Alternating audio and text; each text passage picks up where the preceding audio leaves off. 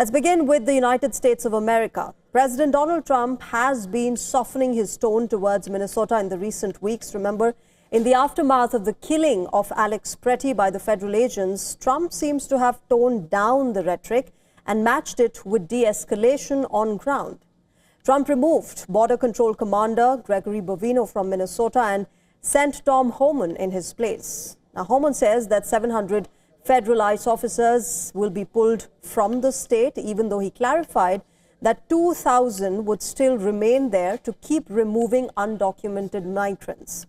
Trump's Operation Metro Surge is still ongoing, but the American president said that something about using a softer touch during an interview with NBC News. Listen in. Should the supreme leader in Iran be worried right now? I would say he should be very worried, yeah, he should be.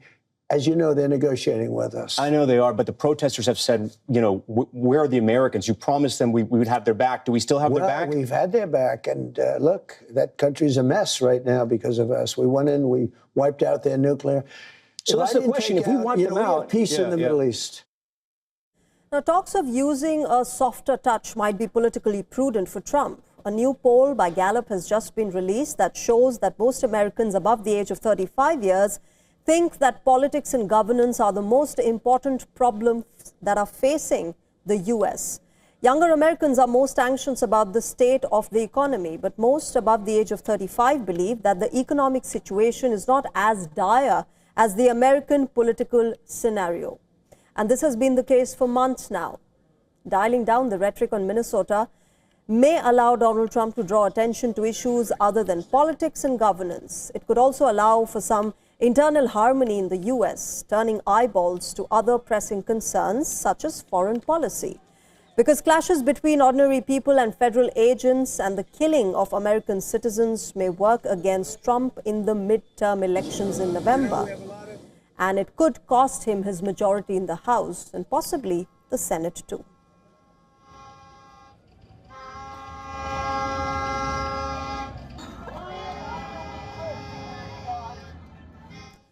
Let me go across to Susan Tehrani. She's joining us live on the broadcast from New York. Susan, you know, we've been talking about this, that there have been several statements and actions now that have been taken by the Trump administration to sort of tone down the rhetoric, to make sure that the messaging is put across that, look, we're not being as harsh in Minnesota as these protesters are saying. And, you know, after those two shootings, of course, there was a lot of confrontation. Now, with the midterms coming in, a lot of experts and analysts say that this is all happening because of the November midterm elections.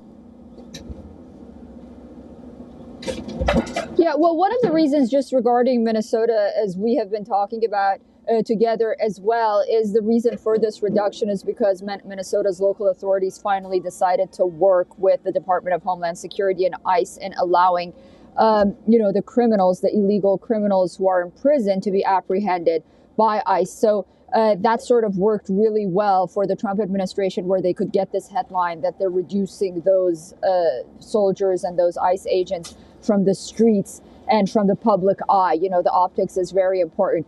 But I think the bigger issue for the Republicans, despite the fact that usually the party in power does lose seats in the midterm, just historically, the problem that they have right now is with the independents. There is a slight lead among independents that are leading Democrat right now, as opposed to leading Republican.